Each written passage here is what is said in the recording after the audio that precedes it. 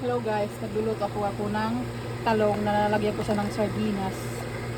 At saka yung tira ko pa na tuna fish na nasa lata. Hinalo ko dito, tapos ito yung talong, pinapakuluan ko. Antayin ko lang kasi hihalo ko siya dito. Ito lagyan ko rin ng harina. So ito na guys, yung aking mixture. Dito na yung talong, sibuyas, itlog, harina, breadcrumbs, magic sarap, asin bitsin, paminta.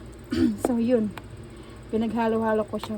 Unahin ko na siya, tapos ipiprito ko na.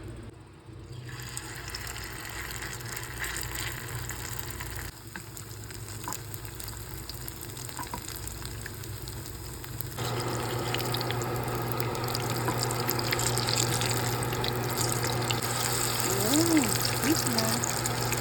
So guys, ito na ang resulta, the finished product ng aking talong na may sardinas at may harina at may itlog. Kain po. So kain na.